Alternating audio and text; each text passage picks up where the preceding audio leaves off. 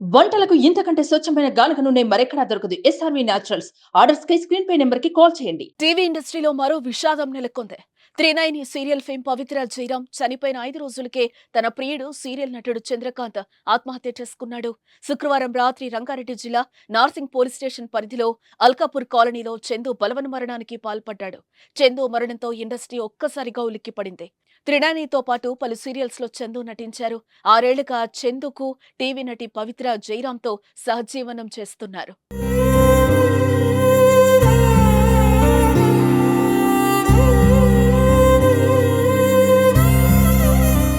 పవిత్ర చనిపోయిన నాటి నుంచి చందు తీవ్ర విషాదంలో కూరుకుపోయారు. ఆమెను తలుచుకుంటూ డిప్రెషన్ కు లోనయ్యారు. సోషల్ మీడియా వేదికగా తన బాధను వ్యక్తపరుస్తున్నాడు.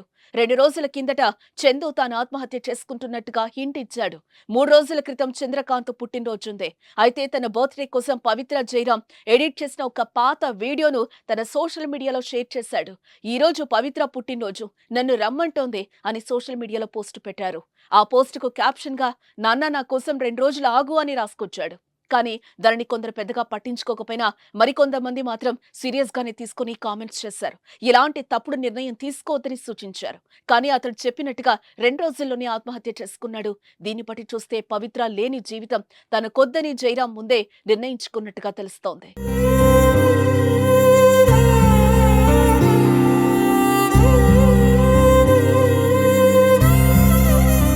చందుకు 2015లోనే పెళ్లి జరిగింది.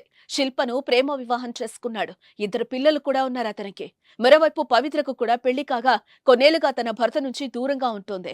పవిత్రకు 22 ఏళ్ల కుమారుడు, 19 ఏళ్ల కూతురు కూడా ఉంది. మే 12 తెల్లవారుజామున జరిగిన రోడ్డు ప్రమాదంలో పవిత్ర జయరాం మృతి చెందిన విషయం మనకు తెలిసిందే. కాగా ప్రమాదం జరిగిన కారులో చందు కూడా ఉండగా గాయాలతో చందు ప్రాణాలతో బయటపడ్డాడు. చివరికి ఆమె ఎడబాటును తట్టుకోలేక కుమిలిపోతూ ప్రాణాలు తీసుకున్నాడు. మొత్తానికి ఇద్దరి జీవితాలు ఇలా అర్ధాంతరంగా ముగిసిపోవడం తీవ్ర విషాదాన్ని నింపుతోంది.